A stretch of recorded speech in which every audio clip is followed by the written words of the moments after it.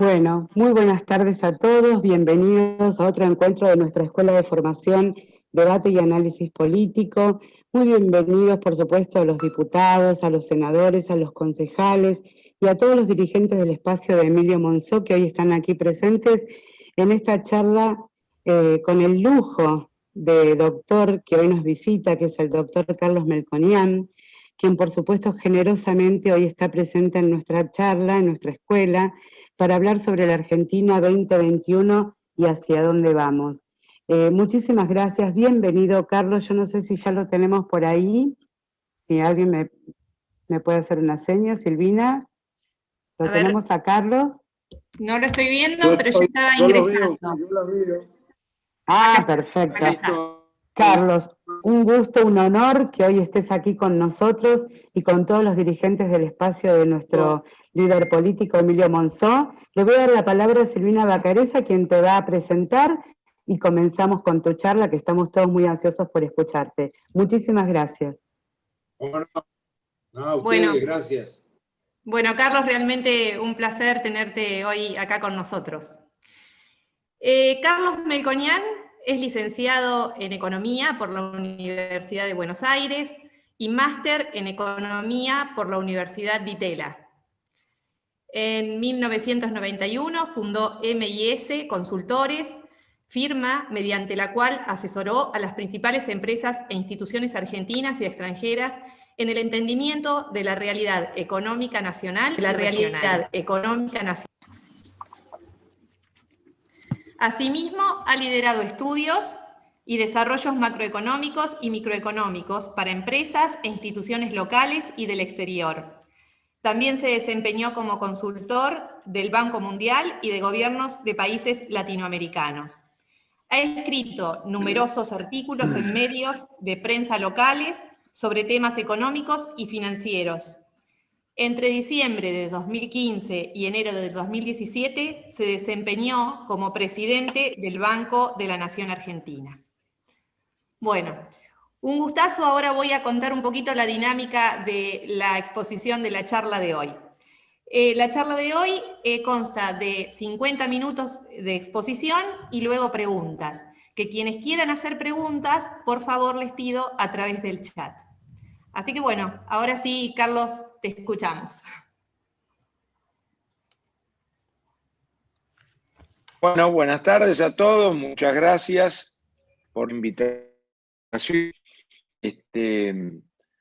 Cuando hablábamos con Emilio y con Sebastián y en la invitación y demás, y me contaban un poco acerca de la dinámica, me pareció mucho más importante, digamos, que yo hiciera una mega introducción del tema político, económico y demás, y que luego diéramos espacio a que los asistentes pudiesen preguntar y empezar un ping y un ida y vuelta que de repente terminaba de ser mucho más interesante para nosotros, por lo menos bajo esta metodología tecnológica que nos ha tocado vivir en este momento. Así que reitero mi agradecimiento y bueno, déjenme que empiece con algún tipo de comentarios.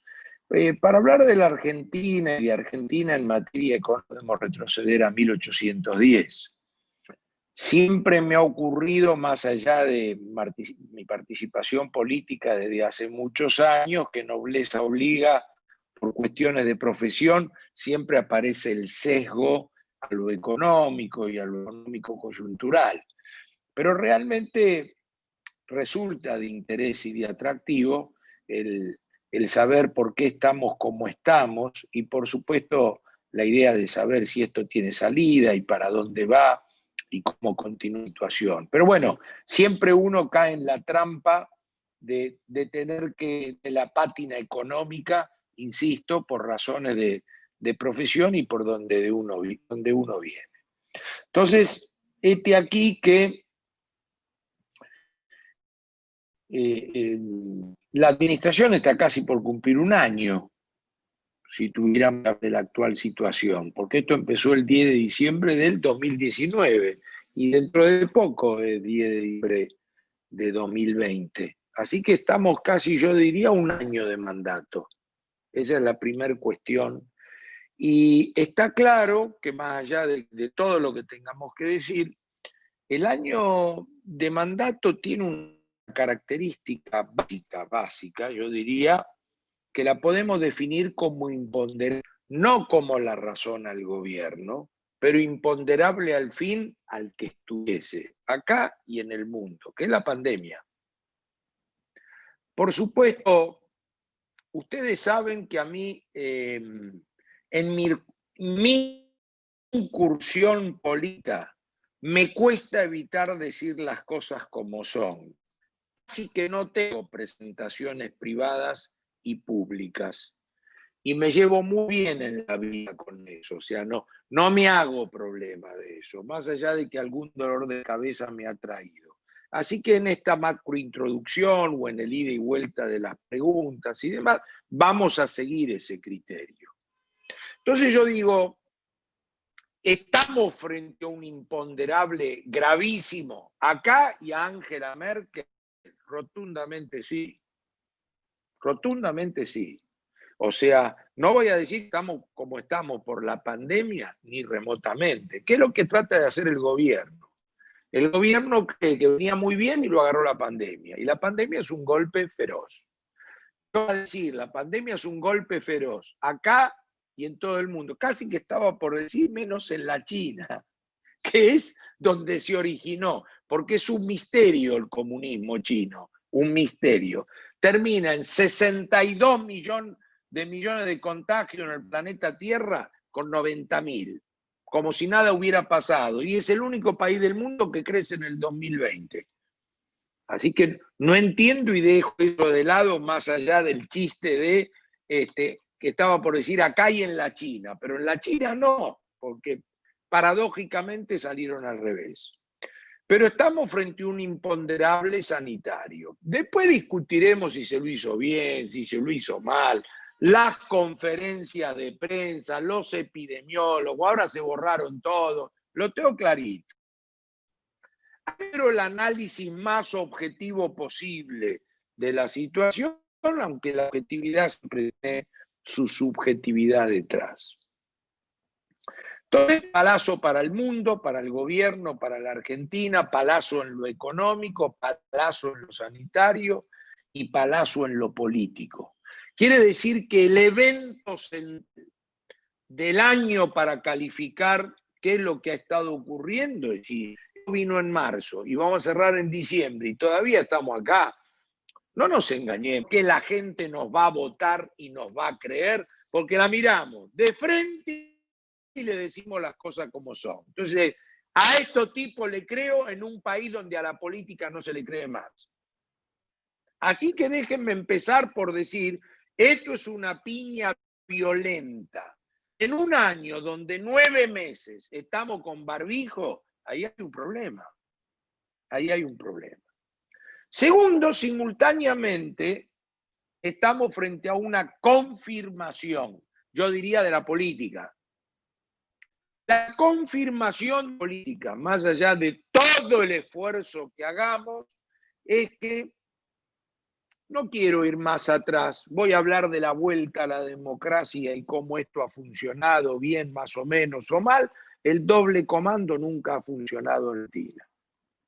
O sea, yo no sé si el vicepresidente está para más respecto a tocar la campanita. Lo voy a decir respetuosamente. Pero estábamos supuestamente en una anormalidad que se verificó en la práctica. La normalidad había aparecido luego de una espléndida jugada de ajedrez, donde digo, vos vas a ser presidente y yo voy a ser vicepresidente. ¿Quién dice? Yo. ¿Y cómo va a funcionar esto? Bien, vamos a ver, qué sé yo. Bueno, eso nunca funcionó en la Argentina. Casi digo dando un paso más, nunca funcionó en el peronismo. Yo me crié con el peronismo sabiendo que es una cosa verticalista, donde el líder manda, donde patatín, patatero, por lo menos con Perón. Y cuando murió Perón a través de sus distintas variantes movilistas, Siempre se las ingeniaron para que el líder político sea el que manda y el resto se alinea y se terminó el partido. Bueno, estamos frente a una cosa rara. Estamos frente a un doble comando que no ha funcionado. Tengo que tirar títulos. Después en las preguntas veremos, porque hay 1000 anécdotas de estas, pero no nos enrosquemos. Presentemos la situación. ¿Cómo funciona? Mal. Cuando vos tenés una alianza que no funciona en la oposición, tenés una bolsa de gato que hay que ver cómo la resolvés, para si algún día sos gobierno. Cuando tenés una alianza que no funciona en el gobierno, tenés un problema. No sabemos si son los gobernadores, los intendentes, el arbitrismo, el kirchnerismo, qué sé yo. O sea, ¿saben por qué? Porque a la postre no es 100% política, pero la política es enormemente determinante de la situación y de las expectativas económicas. En un país como la Argentina, que necesita una revolución económica, la política juega un rol muy particular. La institucionalidad, la justicia, todo. El tipo de reformas que necesita Argentina va a requerir indispensablemente que nos pongamos a pensar no solo cómo se gana, sino cómo se gobierna. Si no es imposible, yo me he retirado de responder usted qué haría, no porque le tengo temor a la respuesta, sino porque qué haría es una cuestión de una amalgama de varias cosas, la política, la justicia, el programa económico. Hay innumerable cantidad de ejemplos en la Argentina, que vos ponés un crack en cualquier sector del gobierno y la política no está alineada y es un desastre y fracasa. Ahora, no conozco que la política esté alineada y podés ir para cualquier lado sin ningún programa de seguridad, porque también vas al saco roto. 3.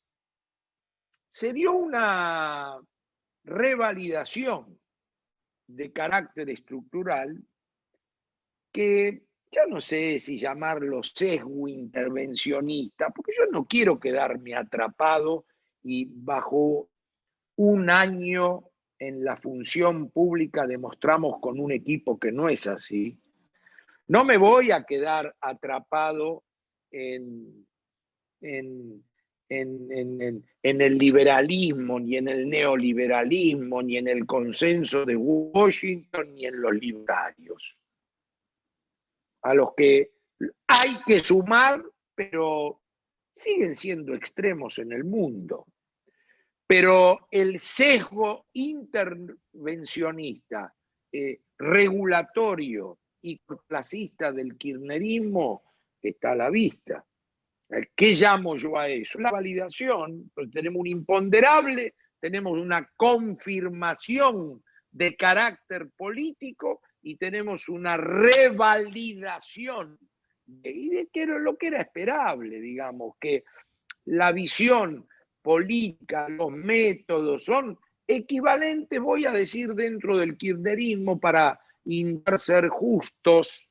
Miren el equilibrio y la objetividad que voy a tener, digamos, equivalente por lo menos a la segunda parte del kirchnerismo. Cuarto, tiene un gran dilema macroeconómico la Argentina, histórico, que nos hubiera ocurrido de cualquier modo. Pero cuando te viene el incendio de la pandemia, peor.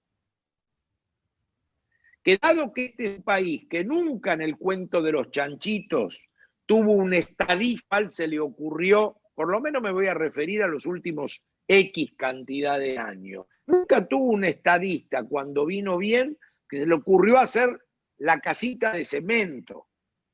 Siempre esto fue cortoplacismo y hago la casita de paja. Entonces cuando viene el huracán se lleva puesto a la casita. No tenemos mercado externo, no tenemos mercado interno, desarmamos los fondos de pensión que venían a robar y no sé cuántas cosas más, que es con lo que chilenos y peruanos están financiando. Entonces, si no tengo dónde ir a buscar dólares para pandémico a 10 años al % anual en dólares, que no es Alemania, es Paraguay, Bolivia, Uruguay, Brasil, Chile. No tengo acceso al mercado exterior. Y no tengo mercado de capitales local. Todavía preguntamos por qué la gente repudia el peso. ¿Qué es lo que hay que contestar? Explicar por qué la gente repudia el peso no es ser partidario de la dolarización, es ponernos a pensar por qué la gente repudia el peso. Y pueden hacer una encuesta en esta propaganda, a ver quién de ustedes ahorra en pesos. Seguramente ninguno, porque no lo voy a creer. Voy a creerles más. No ahorro porque no me alcanza, que no ahorro porque me engaña el peso. Así que eso ni me lo digan porque no les voy a creer.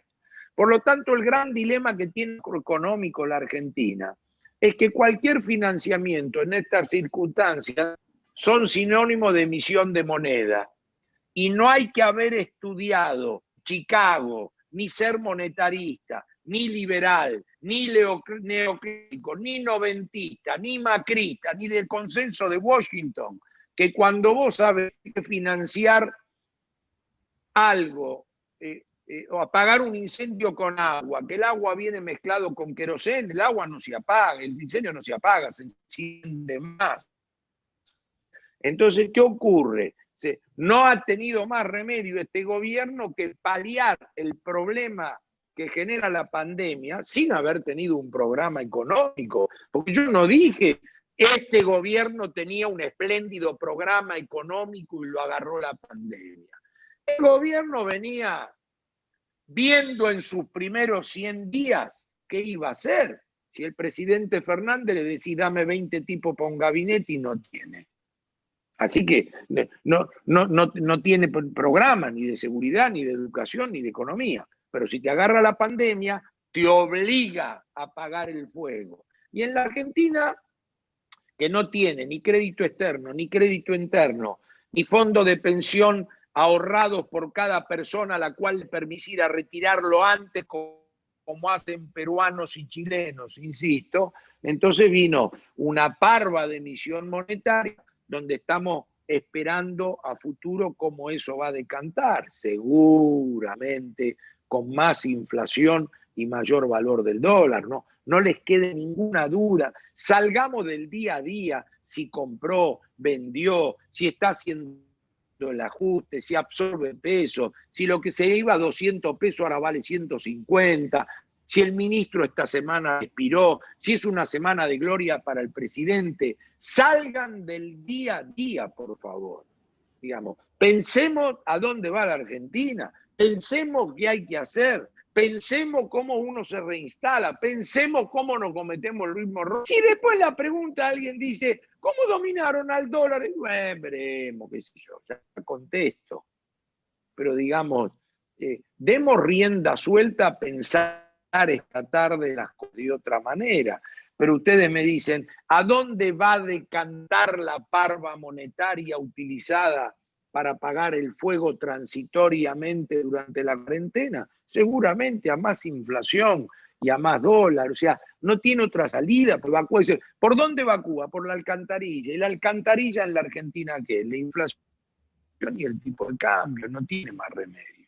Carlos, si querés, tengo varias preguntas ya para ir haciéndote. Ah, sí, sí, sí. ¿Te parece?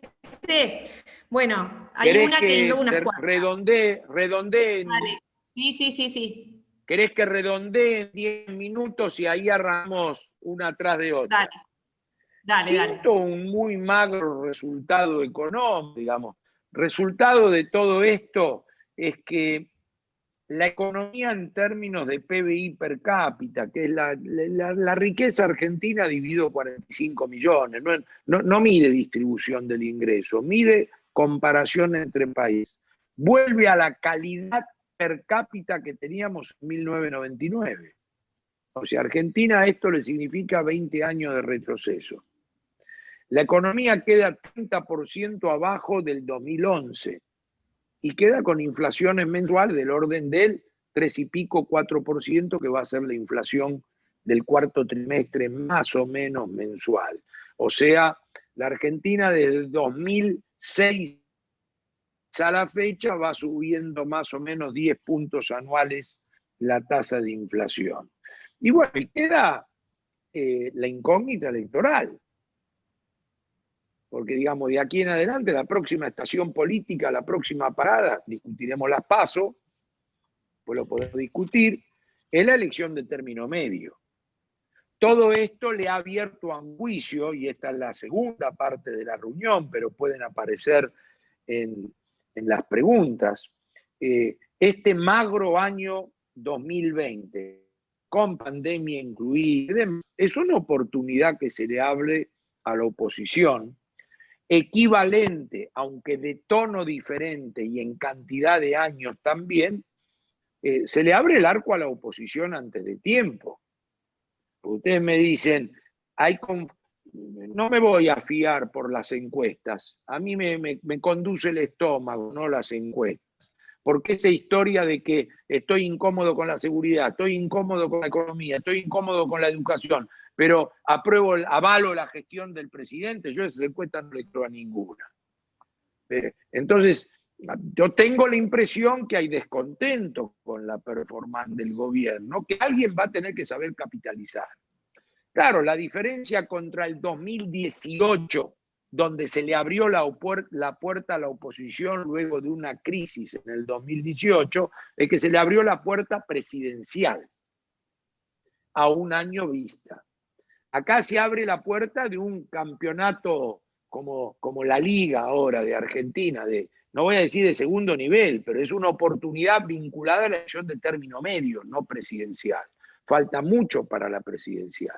Entonces, creo que tenemos que incluir dentro del set por el cual hoy estamos acá cuestiones vinculadas a cómo es la reorganización, qué demanda la gente y cómo se prepara a alguien para dar respuesta a lo que no ha tenido respuesta hasta ahora. Bueno, el gobierno sigue pensando que tiene controlada la pandemia con la vacuna, que sale del nivel de actividad, que no va a ir a ningún ajuste, que el dólar está bien y que la inflación contra el 2019 ha bajado 20 puntos, mientras que tendremos que discutir, yo diría no más allá de este verano, a dónde va a ir la inflación, a dónde va a ir el tipo de cambio. Bienvenidos los precios internacionales, pero no confundan con la década de 2000 gloriosa de Latinoamérica. Ver cuál es el límite del rebote estadístico del nivel de actividad, donde hay gente que quiere comprar solo bienes que estén a tipo de cambio oficial para hacer una suerte de ahorro en dólares. Ver cuándo empieza un ajuste macro por voluntad del gobierno, porque lo haga la realidad. Y como algún día revisaba hoy un viejo diario Clarín donde me hacen un reportaje de esos extensos en página 2 o 3 de los domingos, y yo dije, mire, este gobierno va a dar 1000 vueltas, va a ir al fondo. Ese fue el título. El gobierno va a dar 1000 vueltas y va a terminar en el fondo. Y termina en el fondo. Así que yo diría, esas son las cuestiones.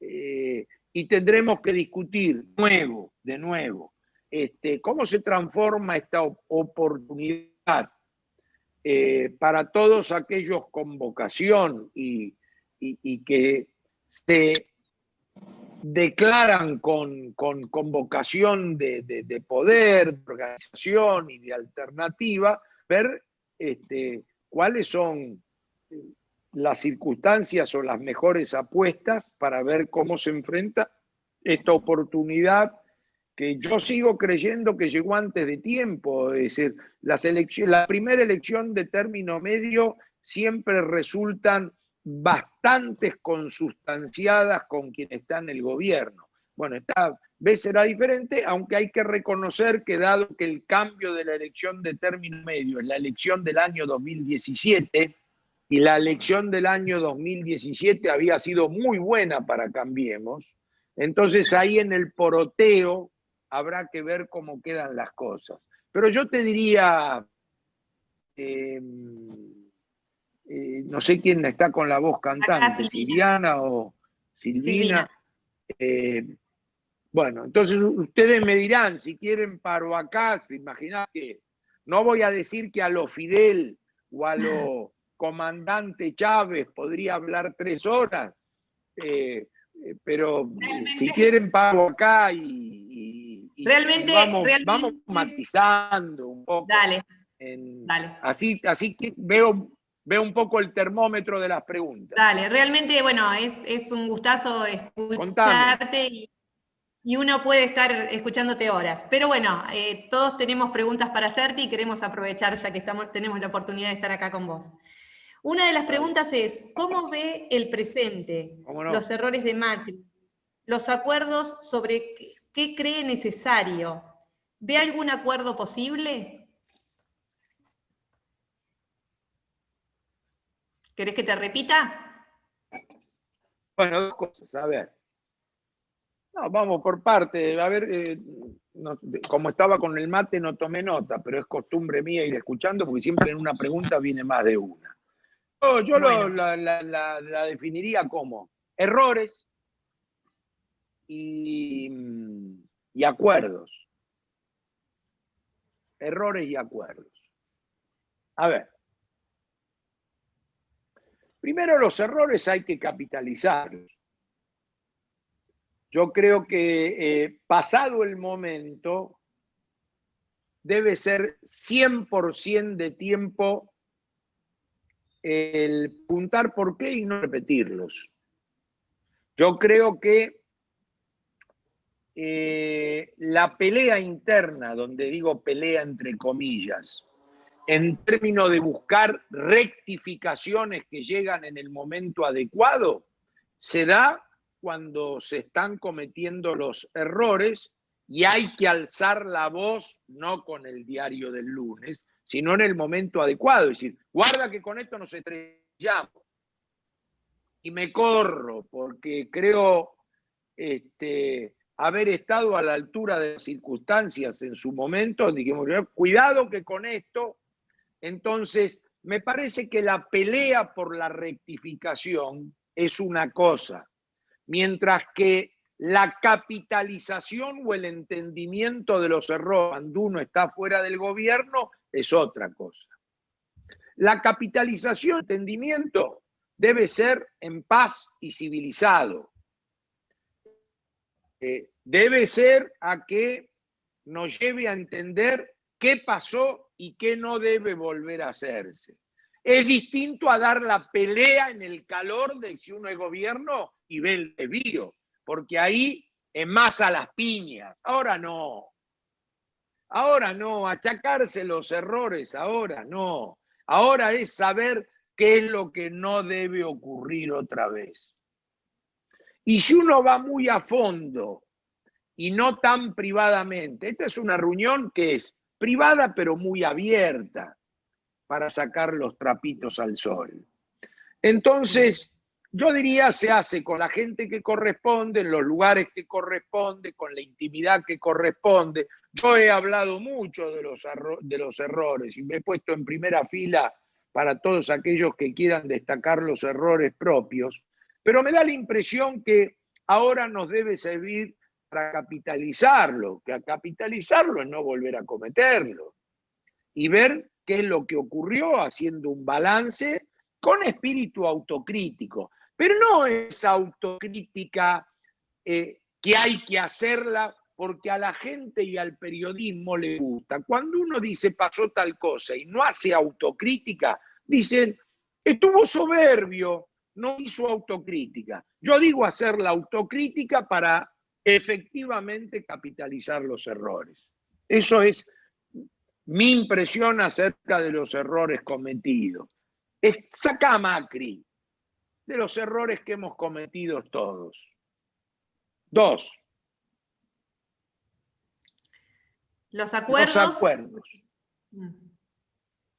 Por supuesto. Sí, decime. Sí, los acuerdos. Estaba por encarar la segunda parte de la pregunta. Sí, sobre qué cree necesario y si ves algún acuerdo posible. Miren, claro. Yo diría la segunda parte, más vale que haya acuerdo. Si veo o no veo, yo digo, más vale que haya acuerdo. No hay ninguna Argentina que pueda hacer un mini discurso como Tabaré Vázquez muriéndose. Que ustedes entran y miran Tabaré Vázquez en 4 o 5 párrafos que le dio a Diario El País, no tenemos ningún político que hable así en la Argentina. Y de Tabaré Vázquez se puede hablar así, yo no soy ni del Frente, ni hincha de Tabaré, pero puedo hablar así del Sanguinetti, o de la Calle, o de cualquier, o de Valle, o del que ustedes pongan. Y desde la Argentina hasta de Mujica. Porque para ver que Mujica es la izquierda hay que ir al Uruguay a hablar con uruguayos. Si no, Mujica para nosotros es uno más de los uruguayos. Son iguales. Esos son acuerdos tácitos. La palabra acuerdo vale en Argentina porque los presidentes o los expresidentes no son invitados, no van a los velorios. Y la actual vicepresidente, a lo Trump no sabemos qué va a hacer, no fue ni siquiera al cambio. Entonces quiero decir, es un conflicto en la Argentina. Los acuerdos levantes, porque insisto con un tema, el tema no es solo ganar, sino luego gobernar. Ahora déjenme que les diga algo que es más fuerte que yo, aún creyendo en los acuerdos, siendo un ultrademócrata y dejando de lado cualquier atisbo de autoritarismo. Creo ciegamente en los liderazgos. Ciegamente. Hasta que demostremos que Latinoamérica es un continente, y hablo de Latinoamérica, es un continente que empieza por cantidad de años de existencia a tener la institucionalidad sajona. Yo creo en los liderazgos emocionales. Lo que pasa es que los liderazgos emocionales, transformados en populismos y demagogia, se van a la banquina. Pero la verdad que yo creo en los liderazgos carismáticos, emocionales. ¿Por qué? Porque son la vía de la instalación de los sanos debates y de qué significa, por ejemplo, la discusión de progresismo en la Argentina. De ninguna manera progresismo en la Argentina tiene el significado que algunos abanderados supuestos del progresismo le quieren dar. Yo soy un producto del progresismo. Yo soy un producto del progresismo, del progreso, no quiero entrar en la semántica. Entonces, ninguno de nosotros debe tener miedo a dar ese debate. Pero para dar ese debate y para generar el convencimiento a la sociedad, siempre las cosas son de abajo para arriba, pero el liderazgo sirve para generar todas esas tareas y desafíos pendientes que tiene la Argentina, dando esos debates que a priori nos anestesian, porque en el formato de pensamiento que tenemos cada uno de nosotros, sin la derecha, parece que fueran patrimonio de la izquierda. Entonces yo no le tengo miedo al debate de centro-derecha contra centro-izquierda. Por eso dejo al guevarismo por un lado y a los libertarios por el otro. Porque son los que hacen ruido en esta cuestión. Y como la Argentina tiene que ir encaminándose a eso, porque es muy difícil encontrar la avenida del medio con soporte popular y voto popular. Entonces tenemos que aprender a distinguir progreso de progresismo. Y para eso hay que dar debates que tienen que tener el suficiente contenido y fundamento para respaldarlo, pero que tiene que tener la suficiente popularidad, carisma y emocionalidad con el cual el líder quiere transformar a la sociedad diciendo, no se deje llevar por el progresismo, apueste al progreso, que es otra cosa. Claro. Pero no, lo que pasa es que hay vergüenza de dar ese debate. Es como que es un debate perdido. Es como que el progreso es conservador y el progresismo es popular. De ninguna manera, me niego rotundamente a aceptar eso. Para eso, el liderazgo es uno solo. Acepto el liderazgo de la gestión, pero tiene que venir acompañado con el liderazgo de la empatía, con el liderazgo de la emocionalidad, con el liderazgo del contacto personal. La política es una sola. Bienvenido el Twitter, bienvenido el mail. Acompañemos con el contacto, con la emocionalidad, con el calor, con el debate, no con 150 caracteres. Entonces yo creo 140. Yo creo en eso. Entonces vos me preguntás los acuerdos. Creo en los acuerdos, porque el liderazgo emocional tampoco puede imponer cosas. Tiene que ir al Congreso a votar. Pero no, es un sistema presidencialista. Bienvenido la democracia parlamentaria, pero no somos europeos, no somos parlamentaristas. Creo en los acuerdos, creo envidio cuando los americanos, en cualquier evento americano están los expresidentes, y del mismo partido, cuando un presidente se va, lo ayuda en la campaña al nuevo candidato, como hemos visto con Obama y Biden. El discurso más emocionante, y que si alguien tenía alguna duda de votar por Biden, no estoy haciendo un juicio de valor, lo dio Obama en el de la campaña. Bueno, eso digamos, estamos años luz de todo eso, pero hay que hacerlo. Ahora, para eso necesitamos personas. Para eso necesitamos personas, para eso necesitamos líderes, para eso necesitamos debate, pero no debate de quién va a ser candidato, no de quién va a la capital, quién va a la provincia, quién va a Salta, quién va a Entre Ríos. Los debates políticos en la Argentina, involucro a todo el mundo, discuten candidaturas. Entonces, no hay que ser sectarios y excluyentes, hay que ser amplios, hay que ir de la Quiaca a Tierra del Fuego, hay que demostrar generosidad. Y viene algo nuevo. Está claro que viene algo nuevo. Está claro que le está ocurriendo al peronismo tradicional y lo que ya le ocurrió al radicalismo tradicional, que viene algo diferente. ¿En términos de qué? De ese liderazgo que lo saca uno de la cama y lo obliga.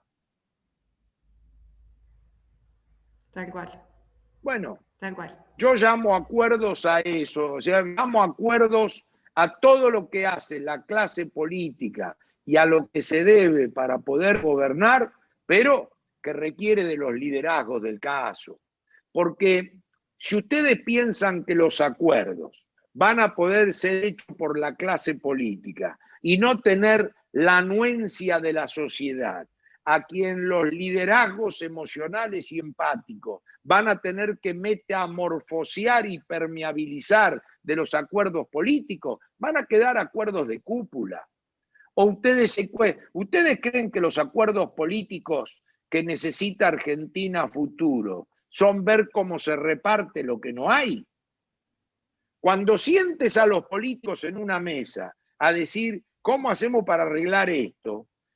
Va a haber que tener la persuasión suficiente para mostrar cuáles son los sacrificios previos a la distribución para la sociedad argentina. Y no le tengan miedo a ese debate, porque lo que hay que lograr es que el que está del otro lado y le miente a la sociedad, ya ustedes tienen que entender que la sociedad está bastante madura, pese a pequeños focos, para entender quién le miente y quién no le miente. Todos los días, en los videos, se ven lo que dijiste la semana pasada, se ven lo que hiciste en el anterior gobierno, se ven lo que dijiste en la campaña y haces ahora, vale para todos. Yo en eso no creo. Entonces, ¿quiero los acuerdos? Sí, pero no sanata. Yo creo en la política, les aclaro, Creo en la política. No tiro por la ventana a nadie. Y la política no son jóvenes, viejos. Creo en la política en un corte vertical. Pero no me llamen para acuerdos con chamullo, porque a los 20 minutos me aburrí. Si lo que van a discutir es con qué se queda cada uno y quién es candidato, eso es parte del acuerdo. Pero hay que entender que algunos tenemos que empezar a pensar cómo se arregla la Argentina y cómo se le dice eso a la gente. Si no, vamos a estar siempre en el mismo lugar. Perfecto. Bárbaro. Acá hay una pregunta que más o menos, bueno, viene enganchada de lo que venías hablando. ¿Qué necesita hacer la Argentina para volver a ser confiable y cuánto tiempo llevará a concretarlo? ¿El problema es económico o político?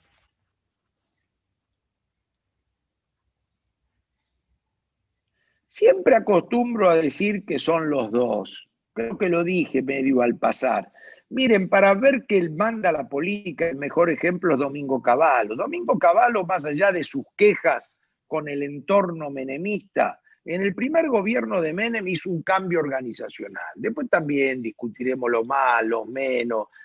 Y quiero decir, se generó un cambio organizacional que el tiempo reivindica después.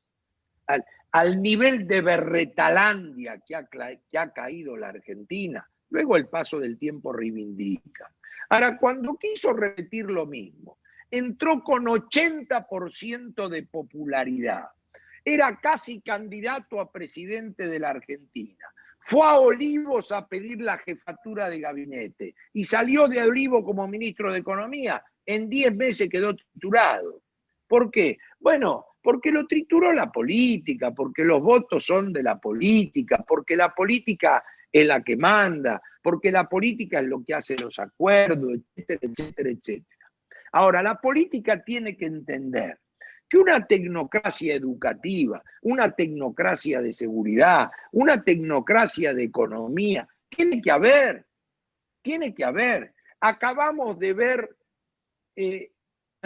a un monstruo del fútbol mundial que podía haberse hecho atender con los mejores médicos, los mejores psicólogos, en las mejores clínicas. ¿Cómo terminó? Eso porque no tuvo la tecnocracia adecuada en su alrededor. Y tenía cómo hacerlo, porque el político y el dueño de la situación era él. Podía haberse adquirido en los mejores lugares del mundo. Podía haber tenido a los mejores tecnócratas de cada una de las medicinas requeridas a su alrededor. Y terminó mal. Y tenía la conducción. Hizo lo que quiso. Entonces, tiene que ser un ejemplo para nosotros. De la misma manera, la tecnocracia tiene que entender que los votos son de la política. Y que la política es el arte de lo posible, pero 1 más 1 es 2. 1 más 1 es 2. Miren estas payasadas oficialistas de que hagan esto, pero que no se haga aquello, pero que tengamos cuidado con esto, pero saquemos. Discuten entre ellos, o sea, la oposición no necesita ser oposición. En materia de seguridad y cómo se mantiene la calma en un lugar, o cómo se desaloja otro lugar, o las cuestiones vinculadas a las ocupaciones, fueron discusiones entre el ministro de Seguridad de la Nación y el de la provincia y los grupos sociales, o sea, aún corriéndose la opción, quedaba a la vista de las distintas o los distintos caminos sugeridos por el que está más a la izquierda, el que está más a la derecha, el que está más en el medio, el que está más... Hay una manera de hacer las cosas, Es como en el mundo. Y por supuesto, vuelvo a repetir, que existe la manera de hacerlo. Siempre digo lo mismo, y ustedes saben que yo he sido un crítico en materia económica, pero la Argentina es un país donde, sin disparar una cebita, reunió a 20 presidentes en el mundo, los tuvo una semana, y no hubo ni siquiera una manifestación de las como las que hay en Berlín. Y no era un gobierno autoritario, y de nuevo no disparó una cebita, y no pudo armar simultáneamente un velorio. ¿Cuál de las dos Argentinas es la que existe? Ustedes piensen cómo nos ve el resto del mundo. Es el país que recibe a 20 presidentes, muestra el Colón, termina en una cena de no sé qué, se ve la calle, no hubo un desmán, insisto, Cuando 20 presidentes del mundo van al mundo, hasta en el país más civilizado siempre hay una manifestación, tiran tiro, tiran gases, siempre, en todo lado del mundo. Acá no ocurrió y se pudo hacer. Y nadie puede decir que el gobierno anterior era un gobierno autoritario. Y después quería hacer un velorio y no podés. ¿Cuál de los dos países? Olvídense de la discusión criolla, de la discusión local, de la discusión entre Boca y River. Razónenlo desde el mundo hacia Argentina. Entonces, realmente ahí tenemos un conflicto que resolver. Entonces, la política sin la técnica no existe y la técnica sin la política tampoco existe. Eso hay que llevarlo en la sangre. Y es estrictamente así. No sé si me dio algo en el camino porque también había 2 o 3 preguntas en una. No, pero está contestada. Acá otra pregunta que es un poco más específica. Si crees que el acuerdo con el FMI puede generar esos acuerdos económicos de largo plazo que la Argentina necesita.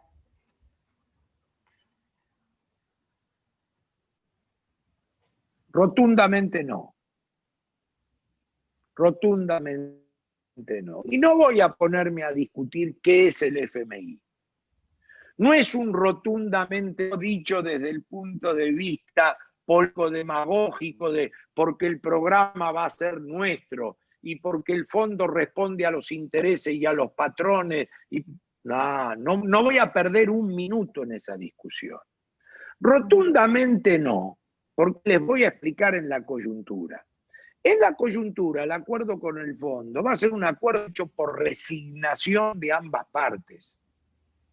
Argentina va a ir a un acuerdo porque paria primero no puede pagar, y segundo que romper con el fondo ya es ser paria en el mundo. Ayer me explicaban un conjunto de inversores internacionales con el cual tuvimos un diálogo, que recibieron a 4 ministros africanos y que a cada momento le reiteraban los ministros africanos que no nos confundan con Argentina, decían. Le quiero decir, ¿viste? Se te cae el mundo con eso, con respeto al continente africano.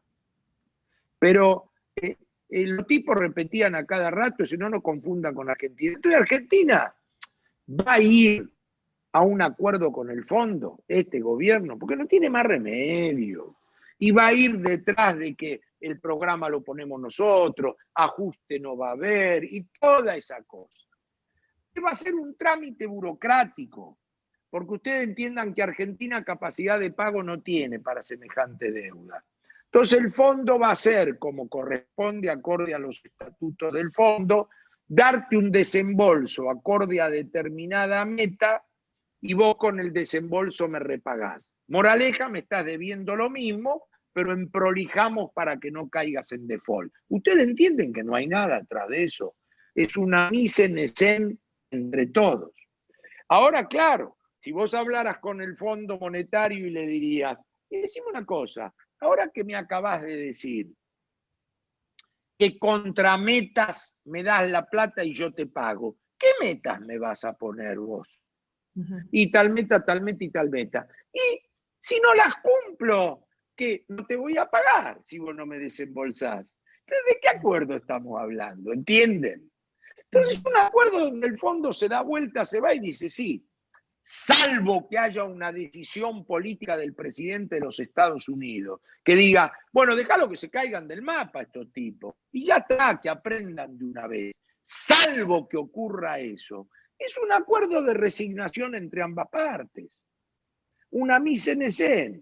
El Fondo Monetario quiere hablar con el próximo gobierno, no con este. Con lo único que quiere con este gobierno es no quedar como responsable de una caída de la Argentina una vez más por culpa del Fondo Monetario. Y no sabe cómo hacer para establecer determinadas metas monetarias, fiscales. Ahora, ¿de qué depende que acepte o no un acuerdo por resignación? De la autoridad política. ¿Y este gobierno para qué va a ir? Va a ir para buscar el sello de goma del Fondo Monetario, si no es un paria en el mundo. Entonces ustedes me dicen, ¿qué expectativa va a cambiar detrás de un acuerdo del fondo? Ninguna. Es un emprolijamiento mutuo. para ordenar las cosas. ¿Cuánto debe hoy Argentina al fondo? 45.000 millones de dólares. ¿Cuánto va a deber en el 2023 bajo este mecanismo? 50.000, los 45 más la capitalización de 4 años de intereses. Entonces, les quiero decir al chanchito que hace la casa de paja, estos dislates de Argentina y su falta de resultados se pagan. Y algún día hay que empezar a ordenarlo. Se pagan. Cuando yo digo el PBI per cápita retrocede a 1999 y son 20 años, estoy diciendo cómo se hace para recuperar lo que se perdió. Y son varios años de crecimiento al 8 o 9%, porque la población también crece. Si Argentina tiene que decidir qué quiere, no puede ser un adolescente que un día quiere que YPF sea pública y otro día quiere que sea privada. Un día quiere tener fondo de pensiones, al otro día se lo fuma. Un día arranca para dar ruidos. En una escuela secundaria, en un juego de adolescentes, eso puede ocurrir. En los países no. Y no me vengan con que el mundo está cambiando y en todos lados hay lío. Sí, bajo determinadas reglas. ¿Cómo es uno? Pragmático, pero con reglas. ¿Cómo es uno en la casa? Pragmático, pero con reglas. Entonces, yo creo que ese es el debate que hay que... Si no es un viva la pepa de cualquier cosa. Y eso no hay que confundirlo ni con conservadurismo, ni con rigidez, ni con hombre hielo, ni con falta de alma. Por eso la necesidad del liderazgo carismático, empático y emocional. Pero 1 más 1 es 2. Perfecto. En este Zoom tenemos una visita. Está Emilio, Carlos, Emilio Monzó, que no lo veo ahora. A ver si Emilio está. Acá estoy, no sé si estoy como Karen, no sé. Me suena de nombre. Estoy. No de visita, estuve muy atento todo el tiempo. Del Zoom. Sí, te escuchamos. ¿Me ves? Sí, perfecto. Silvina, sí, ¿todo bien? Perfecto. Bueno, no, estuve escuchando, sí, atentamente a Carlos, espectacular. Y recuerdo, una vez estaba en la casa de mis viejos en Tejedor. Mi padre tiene un montón de libros de todo tipo, enciclopedia, qué sé yo, diccionario, lo que vos quieras, colecciones de esas que vienen con las revistas, con los diarios. Y un día me pongo a leer un libro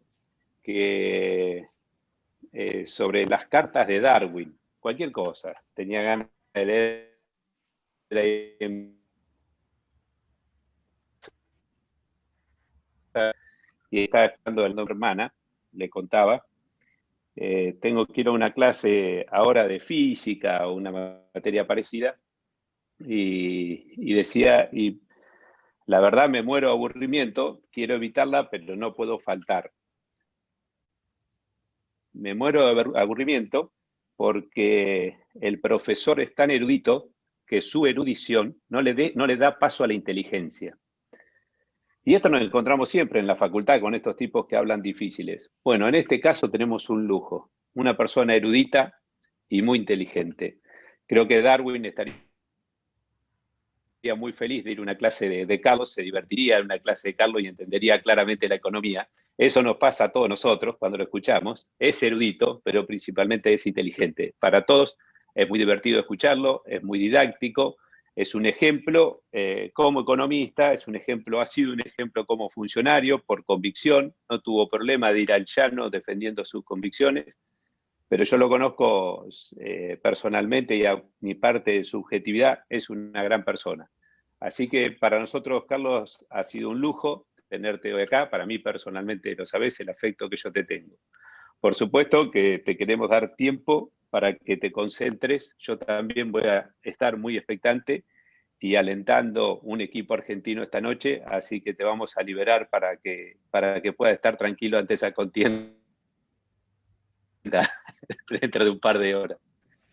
Así que gracias, Carlos.